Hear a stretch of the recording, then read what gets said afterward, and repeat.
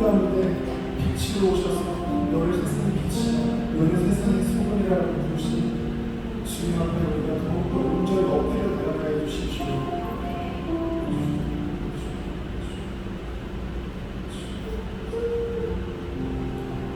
주님 감사합니다. 오늘을 준비하고 올려드리는 시간 가운데 있습니다. 처음부터 끝까지 주님 주관하시고 이끄시 주님의 가장 완벽하고 아름다운 잔치에 우리를 초대하시는 너무 감사합니다. 주 시작부터 끝까지 그리고 주로 시작하고 주로 끝나는 주님의 영광과 일만 들어가는 아름다운 주님의 예배를 하여 주시옵소서. 말씀을 전하시는 강경 목사님의 말씀과 선포에 주님 지혜와 능력 부어주셔서 우리가 은혜 받고 돌아갈 수 있는 귀한 시간을 하시고 귀한 소리로 또 찬양 올려드리는 할렐루야 찬양의 찬양도 주님 기뻐받아 주십시오.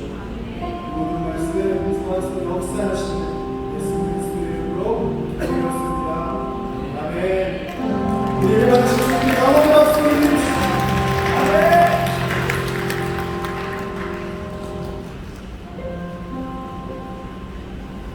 네, 시간이 축복하는 시간 가지고 합니다.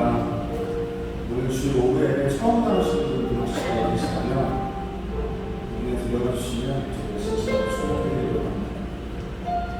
잘 계실까요?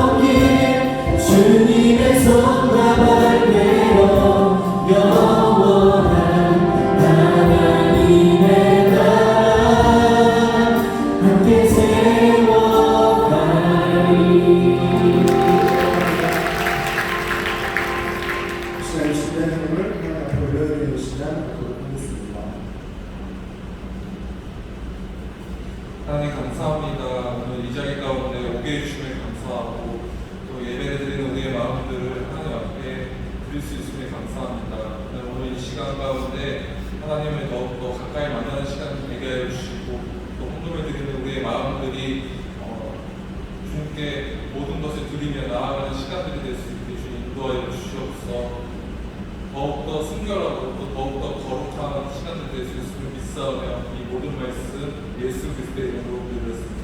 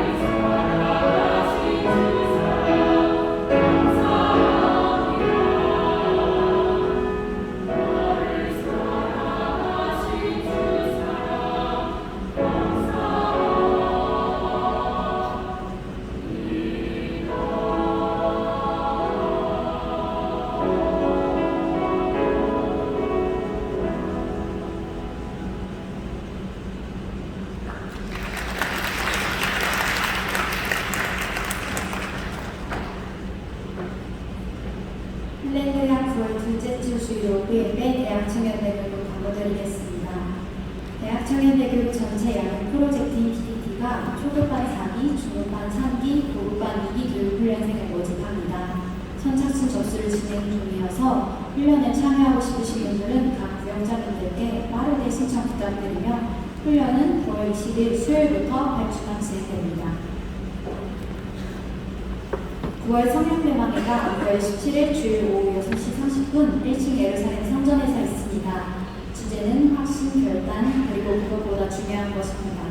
기대하시면서 모두 와주시고 신청하시는 분들은 각 부영장님들을 통해 부탁드립니다. 오늘 오후에 참석한 청년들 중 대학청년대교구 구역에 소속하여서 함께 신앙생활을 원하시는 분들은 세가족 팀에게 문의해 주시길 바랍니다. 이상으로 광고 마치겠습니다.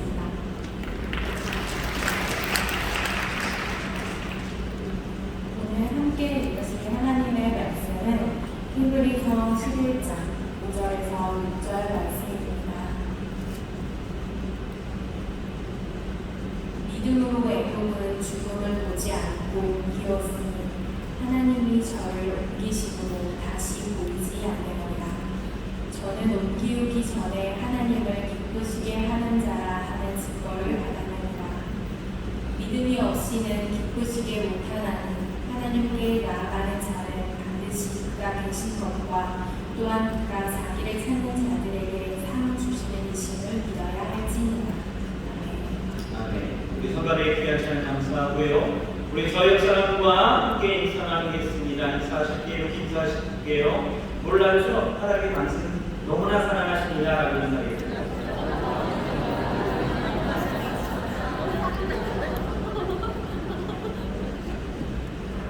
누구도 다 아는 하나님의 사랑을 나만 모르는 경우들이 있어요. 그래서 우리 같이 그렇게 인사를 나누었는데 하나님이 여러분들을 너무나 사랑하시는 줄 믿으시길 바랍니다.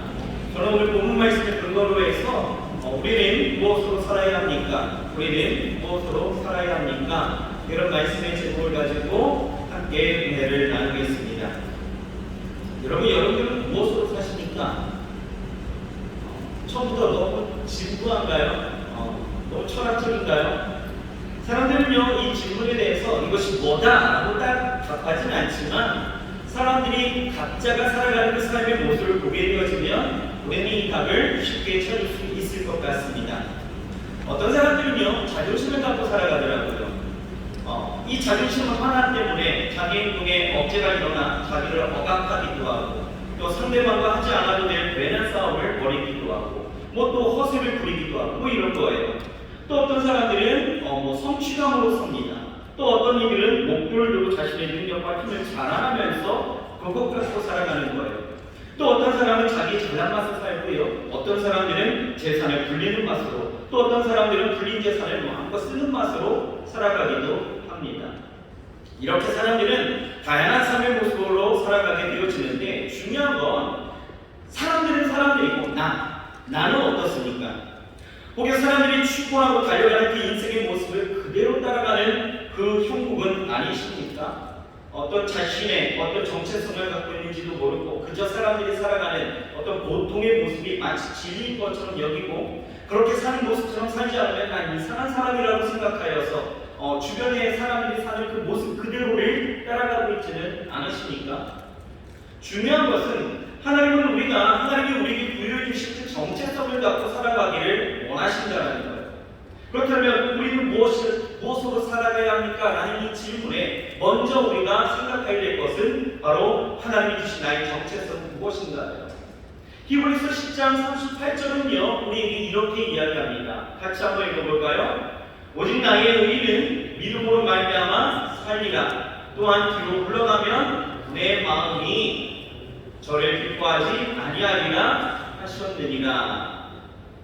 하나님은 우리에게 보여주신 정체성이 뭐예요? 의인입니다. 의인. 우리 좌역 사람 인사해볼까요? 당신은 의인입니다. 라고 인사합니다. 이거야? 내가 무슨 의인이야? 라고 하시는 분들도 아마 있겠죠. 뭔가 부끄러운 것이 사실이에요. 하지만 이 의인이라는 것은 뭡니까? 신분상의 의인을 이야기하는 거죠. 하나님의 시간부터 우리가 정말 죄가 없어서 의인으로 부르신 것이 아니라 신분상 자녀됨으로 의인으로 우리로 만드셨고 그렇게 부르셨기 때문에 우리는 의인으로서 의인답게 살아가야 된다는 거죠. 로마서 1장 17절에도요 같은 이야기가 있습니다. 뭐라고 이야기하느냐? 복음에는 하나님의 의가 나타나서 믿음으로 믿음에 이르게 하나니 기록된 바 오직 의인은 믿음으로 말미암아 살리라 함과 같으니라 라고 말씀하고 있습니다. 그래서 복음이 뭐예요?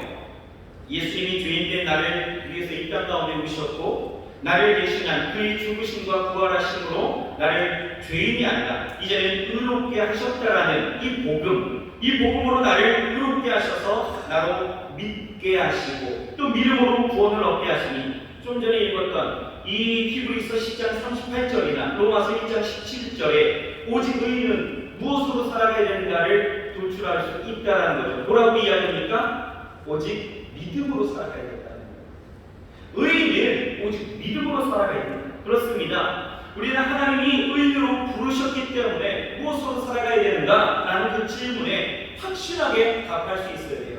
우리는 무엇으로 살아가요? 믿음으로 살아갈 거예요. 무엇으로 살아간다고요? 믿음입니다.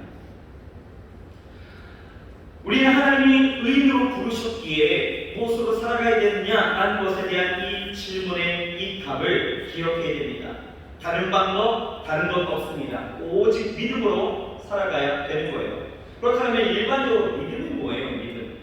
믿음은 피스티스라고 이야기하죠. 신뢰, 진실함, 어떤 사업상의 신용, 보증, 증명 이런 것을 의미하는데 우리말 사전을 찾아봤더니 이렇게 이야기합니다. 어떤 사실이나 사람을 믿는 마음이 믿음이래요. 그래서 이 믿음을 갖고 살아간다는 것이 우리의 삶을 유지하는 또한 인간관계와 어떤 사회를 존속하게 하는 가장 기초가 되어지는데 예를 들면 이런 거죠. 여러분들이 식당에 가서 밥을 먹습니다. 그렇게 식당에 가서 밥을 먹는다는 것은 내가 그 식당의 조리사가 누구인지는 몰라요. 하지만 그 조리사가 그 밥에 독약을 하지 않았을 것이라는 그 암묵적인 믿음을 갖고 먹게 되어진 거죠. 그렇죠? 여러분들이 버스를 타고 가는 것도 마찬가지입니다. 왜 버스 타요? 어떻게 버스 탈 수 있습니까? 버스 기사를 믿기 때문에 안심하고 타는 거예요. 은행에 돈을 예금해 놓는 것도 뭡니까? 은행을 믿는 거죠. 이렇게 믿음이라는 것은 우리의 삶의 가장 기본이 되는 것인데 여기에서 말하는 믿음으로 살아가야 된다는 것은 이런 믿음, 내가 일반적인 이런 믿음으로 살아가야 된다는 것은 아니라는 거죠. 그렇다면 성경에서 말하는 믿음은 무엇일까? 히브리서 11장 1절은 우리에게 이렇게 이야기합니다. 우리 너무나 잘 아는 말씀이죠. 뭐라고 이야기합니까? 믿음은 바라는 것들의 실상이요 보지 못하는 것의 증거니. 오늘 설치가 짧기 때문에 이 앞에 것만 좀 볼 거예요. 성경은 믿음은 뭐라고 이야기하느냐? 바라는 것들의 실상이라 이렇게 이야기합니다. 믿음은 바라는 것들과 관계가 있다는 거예요.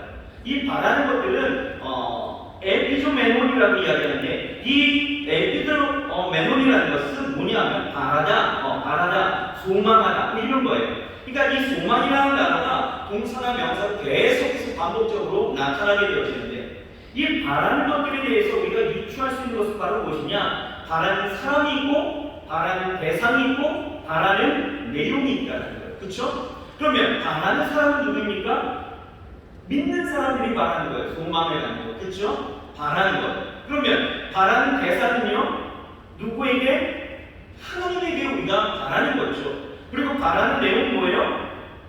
우리가 소망하는 것, 즉 하나님의 약속, 그 말씀이다라는 거예요. 그러니까 이 믿음은요 단순히 내가 하면 돼 라고 생각하는 어떤 자신의 신념을 이야기하는 것이 아니에요. 무엇이든지 바라고 구하고 믿으면 그대로 이루어진다는 어떤 적극적인 사고방식을 말하는 것도 아니라는 거예요. 성경이 말하는 이 믿음이라는 것은 역사의 주관자 되시는 그리고 역사의 모든 주인 되시는 하나님과 그 하나님의 말씀에 대한 성취를 바라는 것이 믿음이다라는 거예요. 그러니까 우리가 무엇으로 살아가야 됩니까? 라고 이야기했을 때에는 우리가 그 믿음을 이렇게 정의할 수 있어야 된다는 거죠. 역사의 주인이신 하나님과 그 하나님의 약속에 대한 그 성취를 바라는 믿음으로 살아가야 돼요. 이것이 우리가 살아가야 되는, 무엇으로 살아가야 됩니까? 라고 하는 그 질문에 정확한 답이 되어진다는 거죠. 자, 오늘 본문을 보게 되어지면 에녹에 대한 이야기입니다. 이 에녹은요, 제 아들이기도 하지만 성경에 나오는 아주 유명한 사람입니다. 이 에녹은요, 이 믿음으로 살았다는 거예요. 그래서 에녹에게 하나님의 약속이 있었고 그 약속이 성취되기를 바라는 믿음으로 그 실체가 이루어지길 소망하는 삶을 살았다라고 이야기하고 있습니다. 그래서 이 히브리서 기자는 이 에녹을 소개할 때 어떻게 시작하느냐, 믿음으로 에녹은 이렇게 이야기하고 있어요. 그러면서 구현적으로 설명하는 것이 오늘 성경 5절, 6절 보게 되어지면 믿음으로 살게 되어졌을 때 하나님은 그의 삶을 기뻐하셨다라고 구현 설명을 하고 있다는 거죠. 자, 5절, 6절 다시 한번 읽어볼까요? 자, 시작. 믿음으로 에녹은 죽음을 보지 않고 옮기었으니 하나님이 저를 옮기심으로 다시 보이지 아니하리라. 저는 옮기우기 전에 하나님을 기쁘시게 하는 자라는 증거를 받았느니라. 믿음이 없이는 기쁘시게 못하나니 하나님께 나아가는 자는 반드시 그가 계신 것과 또한 그가 자기를 찾는 자들에게 상 주시니 이심을 믿어야 합니다. 믿어야 합니다. 오늘 본문에서 그런데 계속 반복하여 강조하는 것이 있어요. 이 에녹에 대해서 뭡니까? 바로 하나님을 기쁘시게 하는 자였다는 겁니다. 믿음으로 사는 인생을 하나님이 기쁘시게 여기신다는 거예요. 그러니 여러분, 여기서 우리가 깨닫는 것이 무엇입니까? 우리는 무엇을 하든지요, 믿음으로 하는 것이 중요하다는 거예요. 여러분들이 공부를 해도, 또 알바를 해도, 직장을 다녀도, 또 창업이나 사업을 해도, 교회에서 봉사를 해도, 또 믿음으로 하는 모든 것에 있어서 우리가 우리의 마음의 중심 가운데서 우리의 삶의 기초가 늘 믿음이라는 것을 우리가 통하여 나아가는 것이기, 믿음으로 하는 것이 하나님을 기쁘시게 하는 것이다라는 것입니다. 내 삶의 자리에서 내가 하는 일이나 내게 주어진 일들이 막연히 그냥 잘 되지 않아서 사는 것이 아니라 하나님이 내게 주신 약속과 말씀이 있어 그 약속이 성취될 것을 믿는 그 믿음으로 하나님을 내 삶으로 초청하여 동행하고 그분의 뜻과 계획하심을 함께하면서 살게 되어질 때에 하나님은 어떻게 한다고요? 그 믿음의 삶을 기뻐하신다. 창세기 5장 21절 이하를 보면 이 에녹의 삶이 고스란히 기록되어 있습니다. 그래서 이 히브리서의 이 11장의 말씀과 또 창세기 5장 21절의 이하의 그 말씀이 굉장히 우리에게 중요한데요. 자, 5장 21절 이하를 보면 이렇게 나와 있어요. 같이 한번 읽어볼까요? 시작. 에녹은 65세기에 무드셀라를 낳았고 무드셀라를 낳은 후 300년을 하나님과 동행하며 자녀들을 낳았으며 그는 365세를 살았다. 에녹이 하나님과 동행하더니 하나님이 그를 데려가심으로 세상에 있지 아니하니라. 여기서 꽂히는 단어가 하나 있을 겁니다. 뭘까요? 바로 동행이다. 여러분, 이 에녹은요 하나님과 동행했대요. 무려 300년 동안이에요. 여러분, 300년 동안 하나님과 동행한다는 것은 쉬운 일이 아닙니다. 정말 사랑하고 열렬히 사랑해서 부부의 연을 맺고도 몇 년, 아니 몇 달 만에 정말 마음이 안 맞아서 부부의 연을 끝내는 사람들이 수두룩한데, 여러분 300년을 동행했다? 이게 쉽습니까? 이거 쉬운 일이 아닌 거예요. 여러분, 동행이 뭡니까? 동행은 쉽게 이야기하면 비전을 맞추는 거예요. 보폭을 맞춰가는 거죠. 그러니까 방향과 속도를 맞춰가는 것이 동행입니다. 이렇게 에녹은 하나님과 함께 비전을 맞추고 보폭을 맞추면서 하나님의 뜻과 계획에 그 인생의 비전과 삶의 모습을 그리며 살았다는 거죠. 여러분, 이 에녹 당시 사람들을 한번 보실까요? 창세기 4장 16절 이하를 보면 특히 이 가인의 후손에 대한 대단한 업적들이 기록되어져 있는데 16절을 보게 되어지면 가인의 아들 에녹, 이 사람도 에녹이에요. 근데 우리가 보고 있는 이 에녹하고는 다릅니다. 가인의 아들이었던 이 에녹은요, 에녹 숨을 쌓았습니다. 이 시절을 보게 되어지면 야발이라는 사람이 있었는데 이 야발은요, 큰 장막을 치고 많은 육축을 기르는 목축가의 조상이 되어졌습니다. 21절을 보면 이 유발이라는 사람이 나는데 이 사람은 수금을 치고 통소를 부는 예술가의 음악가의 조상이 되어졌다는 거예요. 22절을 보게 되어지면 거예요. 두발가인이라는 사람이 나오고 이 사람은 공과 철을 날카로운 기계를 만드는 재주가 있었다는 거예요. 이들의 특징은 바로 무엇이냐? 그들의 삶은 하나님과 동행하는 삶도, 하나님을 기쁘시게 하는 삶도, 믿음으로 살아갔던 삶도 아니었다는 거예요. 우선 그들은 돈과 권력과 쾌락에 집중되어 있었던 삶이었고 그것으로 자신들을 기쁘게 하는 삶이었습니다. 온전히 삶의 방향이 어디 있었어요? 자기 자신에게 집중되어 있었다는 거예요. 여러분, 이 시대는요, 자기 자신 이외에는 사랑과 경배, 그 섬김의 대상이 상실되어졌던 시대입니다. 오히려 자기 자신을 더 사랑하고 섬기면서 자기 자신의 그 존재의 의미를 더 깊이하며 확인하면서 살았던 시대이요. 그런 의미에서 보면 지금 이 시대와 굉장히 흡사하다는 것을 우리가 알 수 있는 것이, 여러분, 지금의 시대를 제가 폄하하는 것이 아니라 정말 그렇습니다. 이 시대는요, 자기 사랑이 굉장히 남다릅니다. 자기 자신이 중요한 거예요. 다른 것을 사랑하고 경배할 시간과 의미, 또 에너지를 쏟을 그 생각조차가 없는 시대를 우리가 살아가고 있는 거죠. 우리가 흔히 사진을 찍어봐도 알 수 있지 않습니까? 그룹들이 사진 찍었을 때 사진을 찍고요, 확인하러 다 몰려들죠. 왜요? 자기 얼굴을 확인하기 위해서죠. 어떻게 나왔는지 궁금한 거예요. 그래서 확인해보고 이 사진이 정말 잘 나왔다라고 이야기하는 것, 뭘 보고 그렇습니까? 뭐요? 자기 얼굴이 잘 나오고 얄쌍하고 롱다리처럼 나오고 표정이 좋으면 다 잘 나왔대요. 남들이야 표정이 어떻든 어디를 보고 있든 촉점이 흐리든 뭐 어떻게 하든 뭐 상관없습니다. 오로지 자기 자신에게 집중되어 있죠. 나만 잘 나오면 진짜 사실 잘 나오고 이렇게 이야기하잖아요. 자기에게 집중되어 있는 삶. 또 이들은 어떻습니까? 이 시대의 사람들을 보세요. 자신의 업적을 통해서 자기의 기쁨을 추구하던 시대였습니다. 그러니 얼마나 교만했겠어요. 하나님을 두려워하지 않았습니다. 자기의 그 위대함을 자랑하던 그 시대인이 여러분 교만이요 하늘을 찌르는 거예요. 그러니 가인의 이 5대 손이었던 라멕이라는 사람은요 2명의 아내가 있었습니다. 그런데 어찌된 연분인지는 모르겠지만 성경에 이 한 젊은이가 와고 이 사람을 쳐갖고 상처를 입혔다는 거예요. 근데 이 라멕이요 그냥 가만히 있었던 사람은 아니었어요. 이 라멕이요 그 젊은이를 데려다가 그냥 죽여버린 거예요. 그런데 문제는 그가 하는 말이에요. 이 시대의 진상을 우리에게 보여주는데 창세기 4장 24절에 이렇게 이야기합니다. 가인을 위하여는 벌이 7배의 1인데 라멕을 위하여는 벌이 77배의 1로다 하였다. 여러분, 우리는 가인을 알고 있습니다. 가인은 어떤 사람이었죠? 동생 아벨을 죽인 사람이에요. 그런데 그 자기의 주상이었던 가인에 대해서는 7배예요. 그 벌이 하나님의 벌이 7배예요. 근데 자기를 위해서는 77배라고 이야기합니다. 무슨 얘기입니까? 하나님을 전혀 두려워하지 않았다는 거예요. 그저 자기 자랑, 자기의 힘, 자기의 권력, 자기의 능력을 자랑하면서 살았던 이 시대의 모습을 우리에게 보여주고 있다는 거죠. 여러분, 이런 자기의 위대함을 자랑하는 시기에 그렇다면 이 에녹은 또 어땠을까요? 에녹은요 어떤 뛰어난 업적이나 재주가 없었습니다. 성경의 에녹에 관해서는 음악이 뛰어났다든지 어떤 재주가 남달랐다든지 어떤 특별함이 있었다든지 어떤 자랑될 만한 어떤 것도 말씀하시지 않습니다.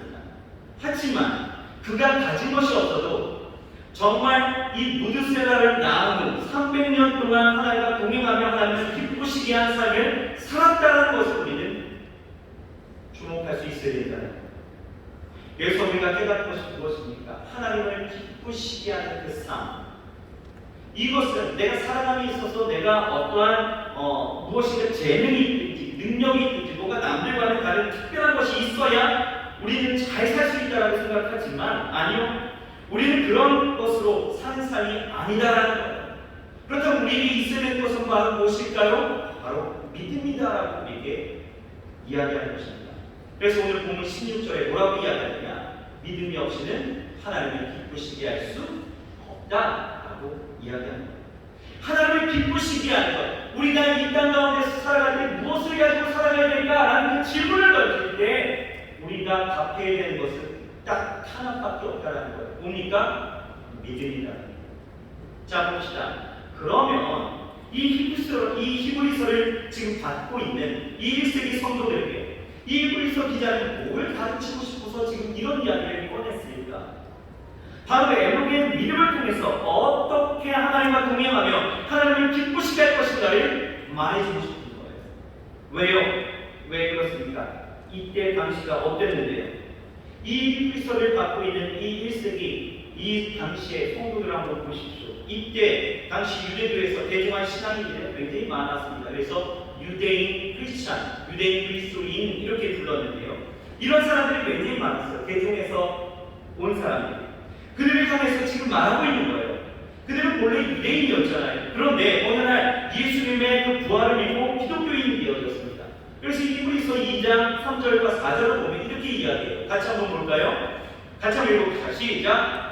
우리가 이같이 등한히 여기면 어찌 하리요? 이 구원은 처음에 주로 말씀하신 바예요. 들은 자들이 우리에게 확증한다니 하나님도 표적들과 기사들과 여러 가지 능력과 및 자기 뜻을 따라 성령에 나눠주신 것으로서 저희와 함께 증거하셨느니라. 자, 이들은요 자기들을 소개할 때 뭐라고 이야기하느냐? 예수를 구주로 영접할 때 신앙의 초년 시절에는 큰 구원을 받은 사람들이었다 이렇게 이야기하고 있어요. 표적과 기사 여러 가지의 능력, 성령 충만도 경험한 사람들이었습니다. 10장 32절 34절 한번 볼까요? 이렇게 이야기합니다. 같이 읽어봅시다. 시작! 전날에 너희가 빛을 받은 중에 고난의 큰 싸움에 참은 것을 생각하라. 혹 비방과 혼란으로서 사람들에게 구경거리가 되고 혹 이런 형편에 있는 자들로 사귀는 자들이었으니 너희가 갇힌 자를 공정하고 너희 산업을 빼앗기는 것도 기쁘게 당한 것은 더 낫고 영구한 산업이 있는 줄 알리라. 뭡니까? 이들이 고난에 참았던 사람들이에요. 비방과 혼란으로서 사람들의 구경거리가 되어졌습니다. 모욕과 각기 심지어는 재산을 몰수당하기도 했어요. 그러면서 그리스도를 위하여 투옥된 신앙인들과 함께 입장을 같이 했던 사람들입니다. 히브리서 6장 9절에서 10절 우리가 읽지는 않겠지만 이 6장을 보면 그들은요 이런 고난을 잘 견뎠다라고 합니다. 또 자신들보다 더 큰 고난 당한 자들을 위해서 공정했다라고 합니다. 자신들의 재산을 빼앗기는 것도 기꺼이 감수했다는 거예요. 그들은 성도들을 섬김으로써 형제에 대한 자신의 그 사랑을 증명해 보여주었던 사람들이었다라고 이야기합니다. 그런데요, 문제가 일어나는 거예요. 문제는 어디에서 일어납니까? 이 핍박이 계속되었다는 거예요. 유대인들의 핍박이 계속 일어나는 것입니다. 성경에 보면 이 유대인의 핍박이 얼마나 극심했는가를 보여주는 것이 이 설명전을 여러분이 읽게 되어지면 곳곳에 핍박과 순환과 투옥과 신분의 그런 과정들, 그런 모습들이 또 숭배의 역사들이 확실하게 우리를 보여주고 있다는 거죠. 우리 역사적으로 보게 되어져도 로마의 박해는요 정말 이것은 말로도 알 수 없는 거예요. 대표적으로 보면 네로 황제 때 그러한 박해라든지 도미티아누스의 그 박해 가운데서도 수많은 그리스도인들이요 순교를 당하는 모습들이 있었다는 거죠. 이런 현실 속에서 여러분 예수님을 믿는다는 것 이것은 아주 심각한 어려움이었을 것입니다. 그러니 어때요? 지금 그들에게 고난에 대한 두려움이 생기기 시작한 거예요. 그러면서 자연스럽게 기독교 신앙의 그런 순수성을 포기하고 유대교와 다시 타협하고 혹은 유혹에 이끌려서 다시 복귀하고 싶은 그 유혹들이 그들에게 간절했던 그런 시절이었습니다. 현실로 보면 어떤 직접적이고 임팩트가 강한 이런 반전을 꿈꿀 수 있었던 상황이 전혀 아니었다는 거예요. 뭐 이런 삶에 바로 예수님이 재림하신 것도 아니었습니다. 또 그렇다고 현실적으로 예수를 믿는다는 것이 뭐 마이너스면 마이너스였지 플러스 되어지는 일들이 아무것도 없었던 시절이니 여러분 세월이 흘러가면서 그들은 어땠을까요? 점차 지쳐가는 거죠. 히브리서 2장을 보게 되었지만 그들 중에는 그저 흘러가는 대로 그 시부에 떠나가는 것처럼 느끼는 사람들도 있었고요. 또 신앙을 소홀히 하기 시작한 사람들이 생겼다는 거예요. 구원을 등한히 여기고 복음에 대한 그 헌신이 약화되어져가는 그 위험에 빠져들기도 했다는 것입니다. 영적으로는요 성장이 멈춰버린 거죠. 그래서 어린아이와 같아서 정말 그러한 간단한 음식을 먹지 못하는 거예요. 요즘 말로 이야기한다면 이런 거죠. 성경 공부도 싫어요. 부영 모임도 싫습니다. 관심을 갖기 싫은 거예요. 기도하는 것도 훈련받는 것도 관심이 없어요. 점차 교회에 출석하는 것을 중단하게 되어지고 여러 가지 사정에 핑계를 대기 시작합니다. 심지어는 어떤 일은 공개적으로 난 그리스도를 안 믿겠다라고 선언하는 것, 이런 일들도 있다는 거죠. 그렇게 신앙생활을 피곤하게 여기면서 공개적으로 신앙생활을 거절하는 이런 모습들이 우리에게도 분명히 있다는 거예요. 여러분, 히브리서 기자는 이런 상황에 있는 성도들을 향해서 이 히브리서 11장, 이 11장을 구연으로 이야기하는 것이 바로 별명이 뭐죠? 믿음장이잖아요. 이 믿음장을 통하여서 먼저 아벨의 믿음을 소개하면서 믿음으로 너희가 이런 시대 가운데 살고 있는 너희가 회복되어져야 될 가장 첫 번째는 예배이다라고 이야기하면서 아벨의 믿음을 먼저 소개를 하고 있고요. 그리고 두 번째는 이 에녹의 믿음을 통해서 정말 믿음으로 하나님과 동행하며 하나님 앞에 그 삶을 기쁘시게 여길 수 있는 그런 삶으로 너희가 나아가야 된다고 이야기하고 있는 것입니다. 여러분, 저도 여러분들에게 오늘 이 말씀을 하는 이유가 바로 여기에 있다는 거예요. 정말 여러분들에게 간절하게 말씀드리고 싶은 것이, 여러분, 초대교회가 직면한 신앙적인 위기와 그 시대를 따라가고자 하는 그런 분별하는 세대의 모습이 지금 우리에게도 얼마든지 지금 일어나고 있다는 거예요. 무감각해져가고 있죠. 삶을 위해서라면 신앙을 버리는 사람들이 꽤나 많아졌습니다. 형태만 남아져 있어요. 그런 종교생활 속에 빠져들어서 감동도 없습니다. 예배를 드려도 감동이 없어요. 신앙생활에 무기력만 남아있습니다. 성경 공부나 구역 모임하는 것에 대한 필요성을 느끼지 못하는 우리들에게 정말 이 말씀이 여러분에게 좀 들려지기를 소망하는 거죠. 여러분, 하나님이 나를 만드셨고 나를 이 땅에 보내셨다면 우리의 삶의 목적은 분명한 거예요. 뭡니까? 하나님을 기쁘시게 하면서 살아가야 되는 우리의 모습들이어야 된다는 거죠. 그러기 위해서 우리에게 지금 필요한 것, 우리는 무엇으로 살아야 되냐라는 그 질문에 여러분들이 이제 삶으로 바뀌어야 됩니다. 어떻게요? 믿음입니다. 믿음으로 살아갈 수밖에 없는 거예요. 그거 하나면 끝나는 것입니다. 그러면 구체적으로 우리가 어떤 믿음으로 하나님을 기쁘시게 하면서 살 수 있습니까? 어떻게 해요? 첫째는요, 우리는 하나님께서 살아계신 것을 믿는 믿음으로 하나님을 기쁘시게 할 수 있는 거예요. 간단하게 이야기하면 살아계신 하나님을 믿어야 된다는 거죠.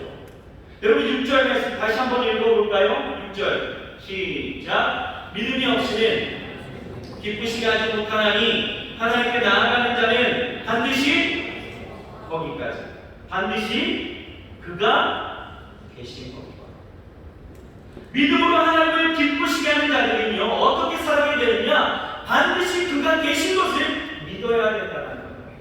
여러분, 믿으십니까?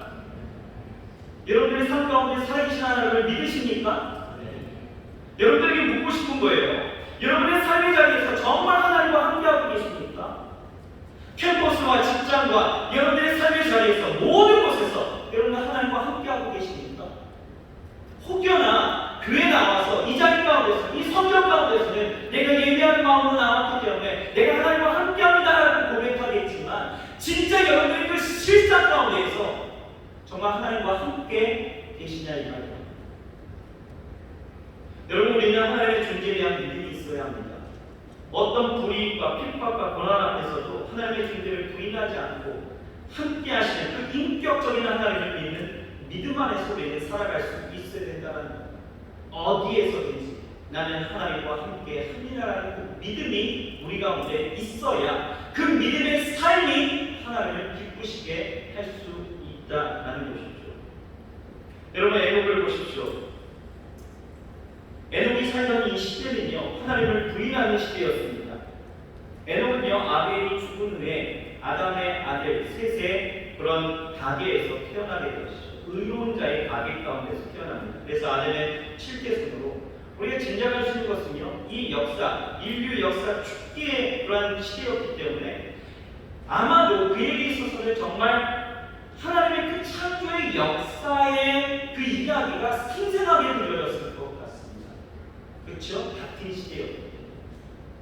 그러나 시간이 지나자 사람들은요, 하나님의 존재를 인정하지 않기 시작했다는 거예요. 죄가 들어오고 나서 창세기 4장 16절 한번 볼까요? 뭐라고 나와 있습니다. 같이 한번 읽어봅시다. 시작. 가인이 여호와 앞을 떠나 나가 에덴 동편 롯 땅에 와야 한다. 중요한 중요한 게 뭐예요? 가인이 여호와 앞을 떠났다. 가인과 그의 후손들은요, 여호와 앞을 떠나버립니다. 잊어버립니다. 존재를 인정하지 않는 거죠. 그러니 그 뒤에 보게 되어지면 힘센 자가요, 여인을 차지하기 시작합니다. 악한 자가 득세하기 시작해요. 하나님을 비웃습니다. 타락합니다. 교만합니다. 잔인해지는 거예요. 가인의 후손들이 얼마나 타락한 줄 아십니까? 이런 시대에 하나님을 믿는다는 것이요, 쉽지 않았다는 거예요. 그러나 중요한 것은 시대는 이랬어도 시대와 상관없이 이 애굽은 어땠어요? 하나님이 계신 것을 믿었다. 인격적으로 살아계신 하나님을 믿었습니다. 단순히 종교적인 신이 아니었어요. 마음의 평안을 얻고 정신건강에 도움을 받기 위해서 믿는 신이 아니었다는 거예요.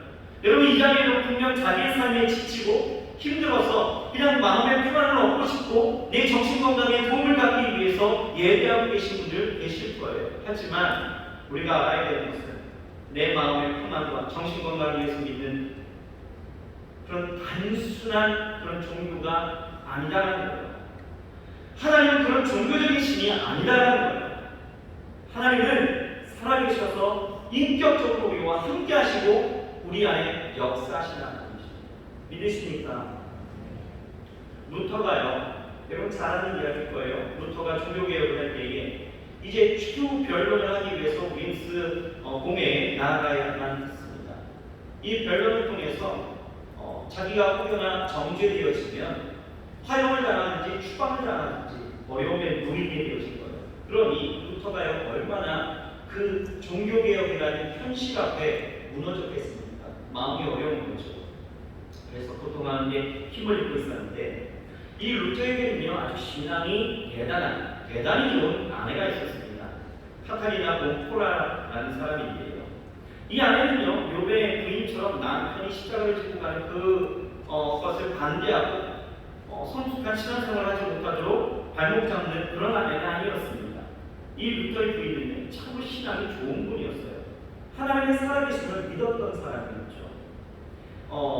이 루터의 아내는요, 원래 수녀였습니다. 시토수녀의 수녀였는데 종교개혁가의 그 주장에 공감하면서 11명의 수녀와 함께 수도를 떠나서 1525년 당시에는 굉장히 파격적으로 신부였던 루터와 결혼하여서 루터와 함께 종교개혁을 이끌었던 한 사람입니다. 그런데 하루는요, 이렇게 루터가 두려워 떨고 있게 되어지니 이 아내가 상복을 입고 울기 시작하는 거예요. 루터가 왜 우냐고 이야기했더니 하나님이 돌아가셨어요. 하나님이 죽으셨어요. 이야기 아니죠. 루터가 화가 나는 거 아니겠습니까? 지금 남들은 지금 종교개혁 하겠다라고 그렇게 애를 쓰고 사형을 당하지 추방을 당하지 못하는 모든 그런 상황 속에 놓여져 있는데 하나님이 죽었다라고 이야기하니까 이게 되게 화가 나는 거예요. 그래서 아니 어쩜 이런 망령된 이야기를 하냐고 야단치는 거죠. 이때 이 부인이요, 이야기하는 것이 그거였습니다. 왜 하나님이 돌아가시지 않았는데 당신은 이 상황 속에 고민하고 두려워하고 있습니까? 라고 이야기했다는 거예요. 뭔가 뒤통수를 맞은 기분이었겠죠. 이 말을 듣고요, 루터가 외쳤습니다. 원수 공회에 그 모든 기관자는 다 마귀일지라도 나는 여호와로 인하여 나아간다 라고 소리치고 나아가서 그 공회의 증언에 승리했다는 겁니다. 여러분, 하나님은요, 지금도 살아계신 하나님이십니다. 침묵하시는 것 같이 보이니까 니체처럼 돌아가신 하나님을 생각하는 분들도 있어요. 그러나 아브라함의 하나님, 이삭의 하나님, 야곱의 하나님은 지금도 살아 역사하시는 거예요. 모세의 기적을 일으키신 하나님은요, 지금도 기적을 일으켜 주시고요, 엘리야를 통해서 살아계신 모습을 보여주신 그 하나님은 지금도 우리의 마음뿐만 아니라 우리의 삶 속에 하나하나 개입하시고 간섭하시고 우리 안에 역사하시는 그 살아계심을 보여주고 계시다는 거죠. 에녹이 살아계신 하나님을 믿음으로 하나님의 기뻐하심을 얻었던 것처럼 여러분의 삶 가운데 역사하시는 하나님을 오늘 인격적으로 만나시고 그 믿음으로 살아가야 될 줄 믿습니다. 따라하겠습니다. 하나님은 나와 함께 하십니다. 살아계신 하나님은 나의 삶의 자리에 곳곳에 함께 하십니다. 이 믿음으로 살아가야 하는 것입니다. 그래야 여러분들의 인생이 하나님을 기뻐하시고 살고 있는 거예요. 자, 둘째, 마지막이에요. 우리는 심판하시고 상급 주시는 하나님을 믿는 그 믿음으로 살아가야 되는 것입니다. 하나님은 어떤 하나님이요? 심판하시고 상 주시는 하나님. 자, 6절 말씀 우리 다시 한번 읽어보면 여기에 짧은 구절이에요. 좀 축약했습니다. 필요한 부분을 같이 한번 읽어볼까요? 시작. 자기를 찾는 자들에게 상 주시는 이심을 믿어야 뭘 믿어요? 내게 상 주시는 하나님. 여러분, 상이 있다면 뭐도 있을까요? 반대로 심판도 있는 거예요. 상만 주시는 건 아닙니다. 여러분, 에녹은요 심판하시는 하나님과 상 주시는 하나님을 믿었다라는 거죠. 여러분, 에녹은요 심판하는 하나님을 믿었습니다. 에녹이 하나님의 그 심판을 믿었다는 근거가 어디 나와 있느냐? 여러분, 유다서를 보면 나와 있어요. 유다서 1장 14절 15절입니다. 굉장히 중요한 말씀이에요. 같이 한번 읽어볼까요? 시작. 아담의 7세손 에녹이 사람들에게 대하여도 예언하여 이르되 보라, 주께서 그 수만에 거룩한 자와 함께 임하셨나니 이는 무사람을 심판하사 모든 경건치 않은 자의 경건치 않게 행한 모든 경건치 않은 일과 또 경건치 않은 죄인의 주께 거스려 한 모든 강팍한 말을 인하여 저희를 정죄하여 하심이라 하였느니라. 에녹은요 하나님의 존재를 인정하지 않는 그 시대를 향하여서 하나님의 심판을 예언자로서 지금 예언하고 있다는 거예요. 에녹은 예언자였습니다. 오늘 그가 이야기하는 것이 뭐예요? 주께서 수많은 거룩한 자와 함께 임하신다는 거예요. 그래서 사람들을 심판하신다는 거죠. 믿지 않는 자와 믿음이 없이 행하는 자와 악한 일을 행하는 자, 가만히 놓아두지 않겠다라고 이야기합니다. 주님을 거스리는 강팍한 완악한 말을 하고 다니는 자들, 경건치 않은 죄인들을 다 정죄하시겠다고 심판하시겠다고 말하는 거예요. 여러분, 에녹은요 이렇게 외치면서 300년을 믿음으로 산 거예요. 하나님의 심판하시는 날이 있다는 거죠. 이 외침은 바로 노아의 홍수를 예고하는 것이었습니다. 우리가 이것을 성경적인 그런 어떤 역사적으로 알 수 있는 것이, 자 보십시오. 에녹은요 65세에 아들을 낳았습니다. 그 이름이 뭐였어요? 무드셀라. 그렇죠? 무드셀라. 창세기를 보면 에녹이 무드셀라를 낳은 후에 300년 동안 하나님과 동행했다라고 말씀하고 있죠. 여기에서 에녹이 믿음으로 하나님과 동행하며 하나님을 기쁘시게 한 놀라운 비밀을 우리가 발견할 수 있는데요. 여러분, 에녹이 무드셀라를 낳기 전까지는 하나님과 동행했을까요? 동행하지 않았을까요? 동행하지 않았죠. 그러니까 65세에 아들을 낳고 그 다음에 동행했다라고 이야기하면 그 전을 우리가 알 수 있는 거잖아요. 그렇죠? 동행하지 않았으면 우리가 이야기할 수 있죠. 그리고 무드셀라를 낳고는 이제 하나님과 동행합니다. 무슨 일이 있었을까?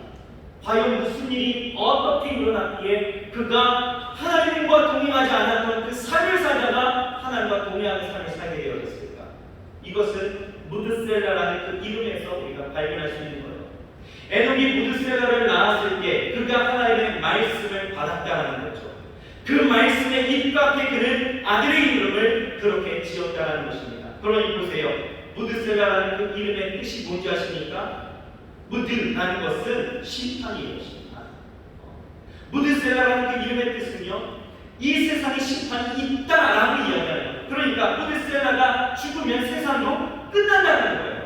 그러니 에녹은요 매일 아들의 이름을 부를 때마다 언젠가는 종말이 온다는 것을 늘 마음에 두고 살았고, 또 사람들에게 그 종말을 예언하면서 예고하면서 살아갔다는 거죠. 에녹은 이렇게 심판을 선언합니다. 언젠가는 멸망의 때가 온다는 것. 어쩌면 사람들이요 그의 삶을 보면서 그의 그런 고백을 들으면서 뭐라고 이야기했을까요? 미쳤어. 왜요? 여러분, 지금 이 문명이요 인생의 인간의 그 어떤 초 시절의 그런 모습이기 때문에 우리가 굉장히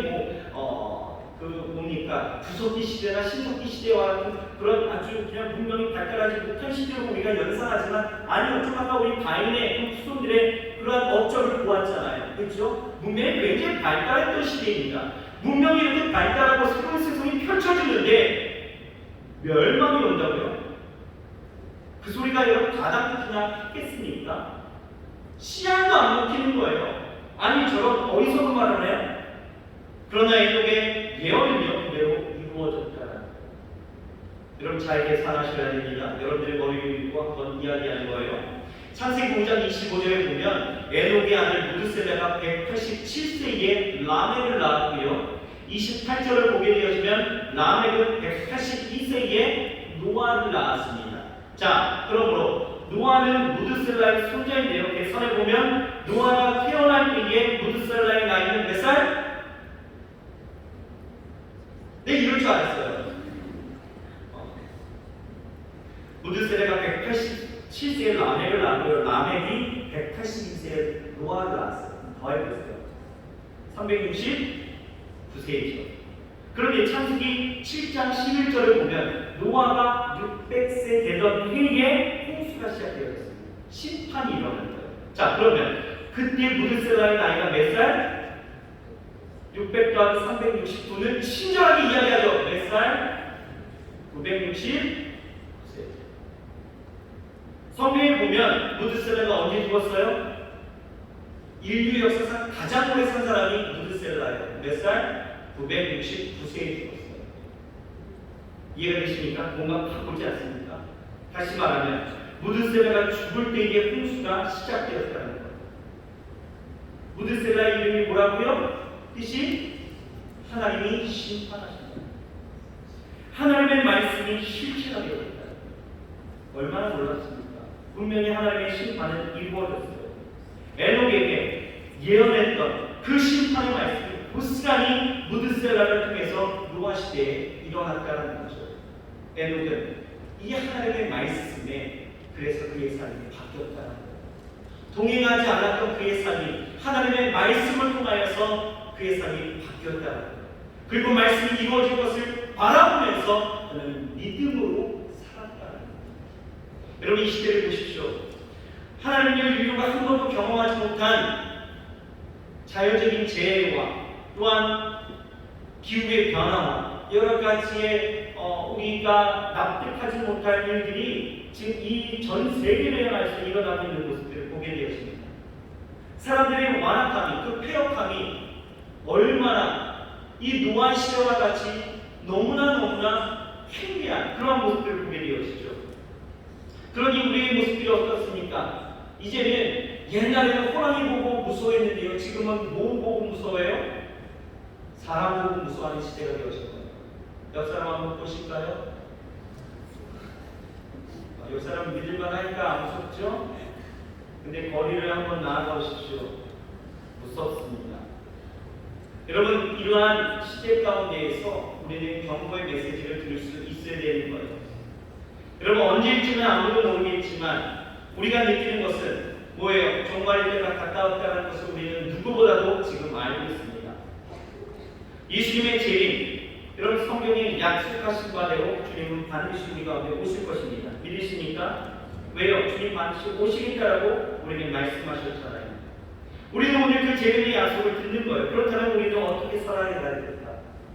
재림의 약속을 부여받은 우리가 어떻게 살아야 될까? 무엇으로 살아가야 될까? 여러분들은 무엇으로 살아가시겠습니까? 여전히 세상에 살아가는 사람들의 가치관과 그들이 살아가는 삶의 방법과 그들이 추구하는 삶의 모습을 갖고 나도 똑같이 그렇게 살아가시겠습니까? 아니요. 우리는 에녹과 같이 에녹이 심판의 예언을 들었던 것처럼 그래서 그의 삶이 이제 하나님과 동행하면서 살았던 것처럼 우리도 삶이 비록 지금의 모습은 평범하고 나보다 특별하지 않다 할지라도 항상 이 하나님의 말씀을 기억하고 그 말씀 가운데 우리가 하나님과 동행하며 하나님이 기뻐하시는 삶을 살아가야 될 줄 믿습니다. 여러분 하나님과 동행하십시오. 여러분들의 삶 가운데에서 하나님과 동행하시는 주님으로 축원합니다. 이 삶이 우리 가운데 펼쳐져야 되는 거예요. 에녹은요 심판하나님만 믿는 건 아니죠. 상을 주시는 하나님을 믿었습니다. 하나님 심판하실 때에요 믿는 자들에게 있어서는 상을 주신다라고 우리에게 말씀하고 있는 거예요. 여기 보십시오. 당시 세상 사람들은요 900세를 향수하면서 죽었어요. 그렇죠? 그런데 그에 비하면 지금 이 에녹은요 몇 살까지 살았습니까? 365세를 살았어요. 굉장히 단명이죠. 단명. 그 사람 365세 살고 싶습니다. 저도 그렇게 살고 싶어요. 근데 이때에 비하면 굉장히 단명입니다. 오래 살지 못했습니다. 그러나 그는요 어땠습니까? 히브리서 오늘 본문을 보게 되어지면 죽음을 맛보지 않고 하나님의 나라 천국에 나아갔다. 인생이 가장 두려운 것이 무엇입니까? 죽음 아니겠어요? 근데 그 죽음을 추월하게 하셨던 하나님의 상급, 하나님의 나라에 그가 그렇게 들어갈 수 있었던 하나님의 놀라운 축복이 그렇게 이루어졌다는 거예요. 여러분, 천국이 아무것도 아닌 것처럼 여길 수 있어요. 지금은 노아의 시대이기 때문에 제가 말하는 이 천국에 대해서 여러분들이 듣게 되어질 때 그건 먼 훗날 언젠가 내가 갈 수도 있고 안 갈 수도 있고 그런 거 아니겠어? 뭔가 막연하게만 여기실 수 있겠지만 여러분 뒤늦게 후회하지 마시고 이 천국의 상급이 얼마나 큰지를 깨닫게 주의 이름으로 축원합니다.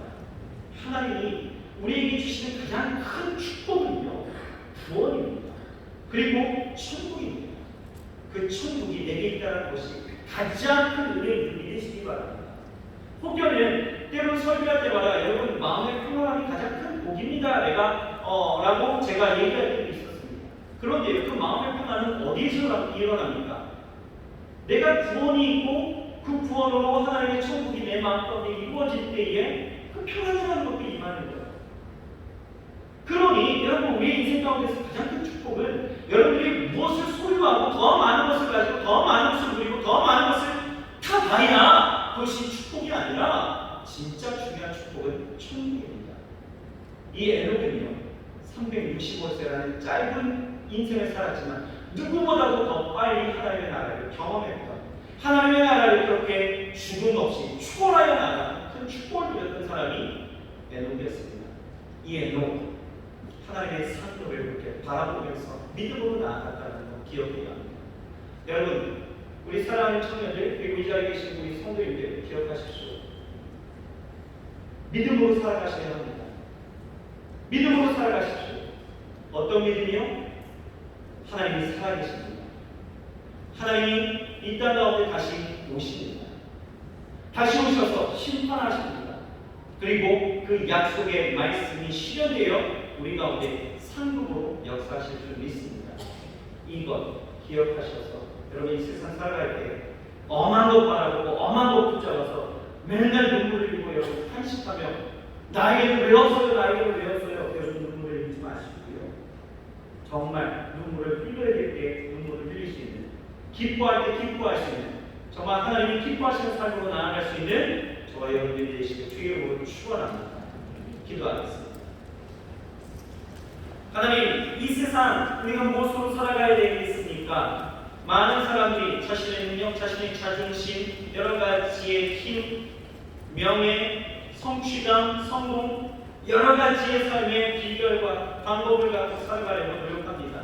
하지만 하나님 이 시대 가운데 우리가 무엇으로 살아가야 되는지에 대한 이 분명한 답을 하나님이 요구하신다면 우리는 고백해야 합니다. 믿음입니다. 하나님을 기쁘시게 할 수 있는 믿음으로 살아가야 될 줄 믿습니다. 단순한 신뢰가 아니라 하나님의 약속과 그 약속이 성취되어질 것을 바라는 그 소망의 믿음이 우리 가운데 있어야 될 줄 믿습니다. 하나님, 우리 사랑하는 청년들과 성도님들이 정말 믿음으로 살아갈 수 있게 주여 축복하여 주옵소서. 세상에 휘둘리는 것이 아니라 세상을 호렴하며 살아갈 수 있는 세상의 하나님의 약속의 말씀을 선포하고 또한 아버지 하나님 그 하나님께서 살아계심을 온전히 증거하며 살아갈 수 있는 우리 모두가 되게 주여 축복하여 주옵소서. 하나님 함께 하심을 믿습니다. 또 우리에게 상 주시고 심판의 역사로 이 시간 우리 가운데 오실 줄 믿습니다. 하나님 함께하여 주옵소서. 예수님의 이름으로 감사하며 간절히 기도드렸습니다. 아멘. 오늘 이 시간 기도할게요.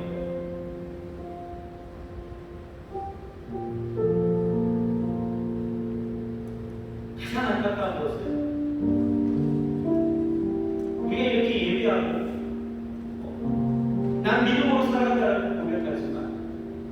정작 우리 삶의 자리로 돌아가서는 믿음 없이 살아가는 세상 사람들과 전혀 다르지 않게 살아가는 우리 모습들이 가장 안타깝습니다. 그것이 좋아 보이거든요.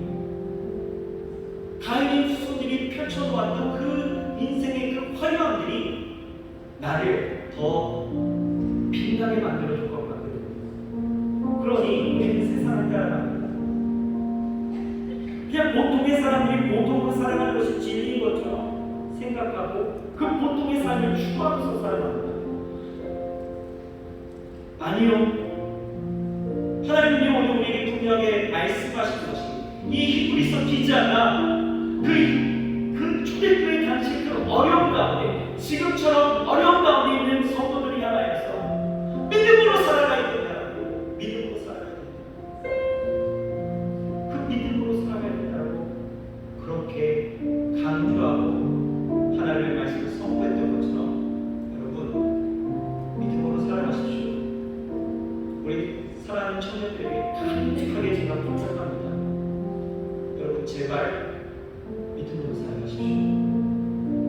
하나님의 약속 그리고 그 약속이 성취되어질 것 하나님의 그 살아계심과 그 하나님이 나에게 상 주시고 세상을 향하여 심판하실 것에 대한 주님 다시 오실 그날을 바라보며 믿음으로 살아가십시오. 오늘 이 시간 기도하실 때에 하나님 믿음 없이 살아왔던 여러분들의 인생을 회개하십시오. 그리고 다시 한번 결단하십시오. 내가 믿음으로 살아가겠다.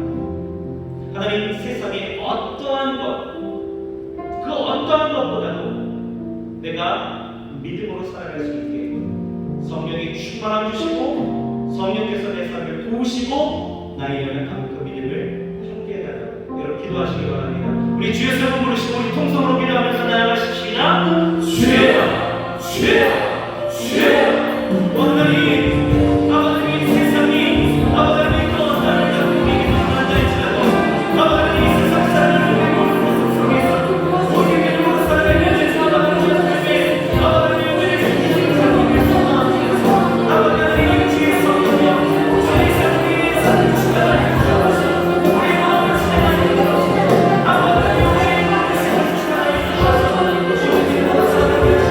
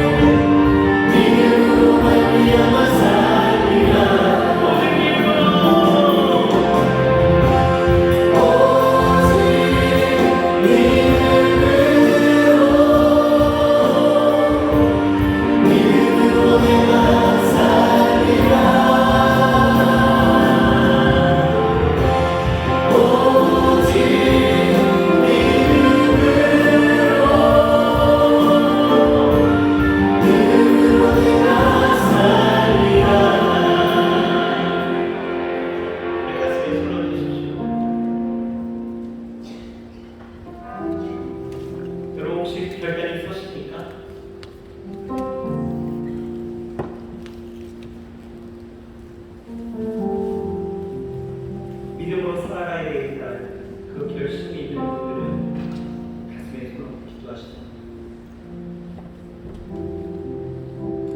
육체의 약함을 하고 계신 분들은 아픈 위해서 기도합니다.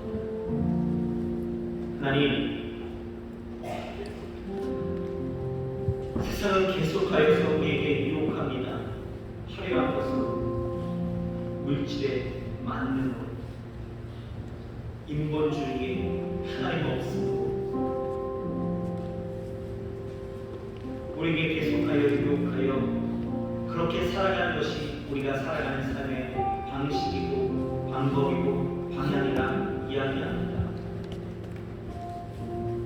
하나님, 이러한 시대에 우리는 어떻게 살아가야 됩니까? 믿음이 흔들리고 주를 떠나가고 싶은 마음이 간절하고 정말 내가 무엇으로 살아가야 되는지 모른 채 방향을 잃어버린, 신앙의 힘을 잃어버린 우리는 어떻게 살아가야 됩니까? 오늘 히브리서 기자를 통하여서 1세기 성도들에게 이야기한 것 우리에게 들려지게도 하여 주시옵소서. 하나님, 오직 믿음으로 살아가는 하나님과 그 하나님의 약속과 그 약속이 성취되어짐을 바라며 살아가는 그 믿음이 우리 가운데 있게도 하여 주시옵소서. 에녹은 그렇게 살았습니다. 하나님의 약속을 붙게 되어주고 그렇게 하나님과 동행하며 하나님과 그 복복을 맞추어가고 방향을 맞추어가고 하나님의 뜻과 계획하심에 그 삶을 맞추어가며 하나님 믿음으로 살 때에 하나님은 그 믿음을 기뻐하시며 에녹은 죽음을 맞이하지 아니하고 하나님이 그 생명을 데려가시고 천국의 축복을 마음껏 누렸던 것을 우리가 봅니다. 하나님, 정말 이 세상의 축복이 무엇인지를 우리가 알게 하셔서 우리가 그렇게 천국의 소망과 그 기쁨 바라보며 살아가게 주 축복하여 주옵소서. 하나님이 계시는 것 내 삶으로 초청하게 하시옵소서. 하나님이 내 삶 가운데 임재하시고 그 살아계시고 그 인격적으로 나를 다스리시고 나를 인도하시는 그 하나님을 경험하며 살아갈 수 있도록 주께서 역사하여 주옵소서. 하나님은 결코 사상적인 하나님이 아니십니다. 하나님은 결코 관념적인 하나님이 아니십니다. 하나님은 내 생각의 하나님이 아니라 내 마음의 평안을 위한 하나님이 아니라 하나님은 살아계신, 그래서 나를 다스리시고 나와 함께 하시고 내 삶을 주장하시고 역사하시는, 도우시는 하나님이십니다. 그 하나님을 믿게 하여 주시옵소서. 그 하나님을 믿게 하여 주옵소서. 그 하나님을 내 삶 가운데 초청하게 되어질 때에 하나님, 오늘 이 시간 우리의 삶 가운데 있는 모든 문제를 주께서 해결하실 것들을 경험하게 하시옵소서. 보게 하시옵소서. 알게 하시옵소서. 주를 찬송하게 하여 주시옵소서. 하나님 결코 경건치 않은 자들을 심판하시겠다고, 정죄하시겠다고 말씀하고 있었는데 하나님 이 시대를, 그 경고의 메시지를 들은 우리가 그들의 망함과 그들이 멸망당함을 그냥 보고 있다면 우리의 삶은 하나님 기뻐하시는 믿음의 삶이 아닌 것이죠. 하나님, 우리가 이 말씀 주오실 그날을 우리가 약속으로 받았다. 그 말씀하신 하나님을 우리가 만났더라면 우리가 동행하게 하시고 그 동행하는 삶 속에 복음을 증거하고 하나님의 예언자 되어 많은 이들에게 주오시는 날을 경고의 메시지로 선포하며 살아갈 수 있도록 주여 축복하여 주옵소서. 저들이 듣든지 아니 듣든지 우리는 전하는 자들이 되어서 아버지 하나님, 주께서 기뻐하시는 사람, 하나님의 그 심판을 믿고 우리의 선주심을 믿고 나아가는 그런 믿음의 사람들이 될 수 있도록 주여 축복하여 주옵소서. 하나님, 내가 사랑하는 이들이 멸망당하지 않게 하시옵소서. 하나님의 그 온전한 은혜 가운데 설 수 있도록 주께서 축복하여 주시옵소서. 하나님, 우리 사랑하는 청년들 그리고 이 자리에 함께 예배하는 우리 성도님들 정말 간곡히, 정말 간절히 믿음으로 살아가기를 소망하오니 하나님이여, 오늘 이 시간 주신 말씀, 이 말씀이 확증이 되어 이제는 그 삶이 변하고 하나님과 동행하며 살아갈 수 있도록 주여 축복하여 주시옵소서. 이제 새 학기가 시작되어졌고 많은 일들이 우리 가운데 있습니다. 하나님, 하반기를 시작하며 또한 많은 일들이 우리에게 놓여져 있습니다. 우리 사랑하는 모든 일들이, 계획하고 뜻하는 모든 것들이 무엇보다 하나님보다 앞서지 않게 하여 주옵시고 하나님의 뜻을 분별하여 하나님과 동행하며 나아가 정말 이 하반기가 하나님 앞에 열매로 가득한 하나님이 기뻐하시고 축복하시는 귀한 하나님들이 될 수 있도록 인도하여 주시옵소서. 하나님 육체의 약함을 갖고 나왔으니까 마음에 어려움이 있으니까 하나님 이 시간에 주께서 만져주시고 위로하시고 또 축복하시고 함께하여 주셔서 하나님이여 그 상한 모든 것들이 고침을 받고 평생에 하나님 강건함을 누리며 살아갈 수 있도록 인도하여 주시옵소서. 하나님 함께 하심을 감사합니다. 예수님의 이름으로 감사하며 간절히 기도드렸사옵나이다. 아멘. 할렐루야. 우리 저희 사랑하고 인사 나누겠습니다. 이렇게 인사하십시다. 믿음으로 삽시다. 인사하겠습니다. 여러분들 믿음으로 사시기를 원하십니까? 여기 팁이 참 많은 것 같아요. 공감하지 못하는 것 같아요. 그럼 믿음으로 살아가시길 바랍니다. 아멘. 우리 마지막으로 우리 별다른 찬양으로 나아가시겠습니다.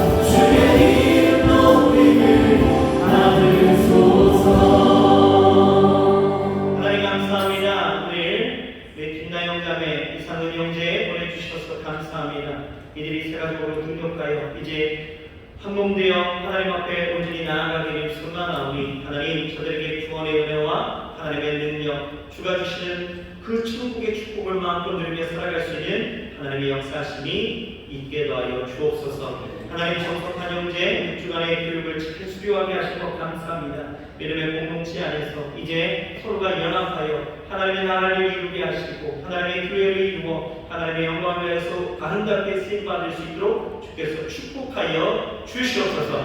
아버지 하나님의 귀한 예물 하나님 앞에 올려드립니다. 예물 쓰는 복음받은 예수의 영광으로 아름답게 하시고 아버지 드린 손길들을 주께서 기억하여 주셔서 천달 만배 억배로 갚아 주옵시고 저들의 인생 가운데서 부어줄지언정 꾸지 않게 하시고 항상 차고 넘치는 은혜를 통하여 감사와 영광을 하나님 앞에 올려드릴 수 있는 우리 사랑하는 모든 성도들과 우리 청년들에게도 하여 주시옵소서. 예수님의 이름으로 축복하고 감사하며 간절히 기도드렸사옵나이다. 아멘.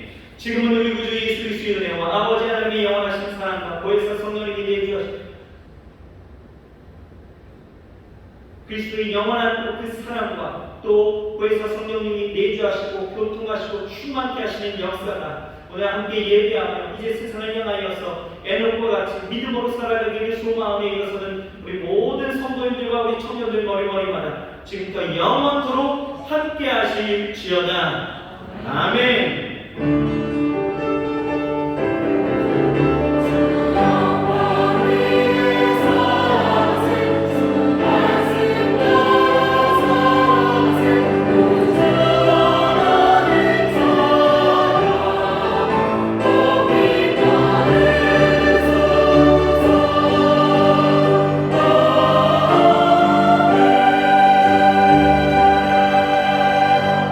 예배를 받으시고 예배를 받고 영광을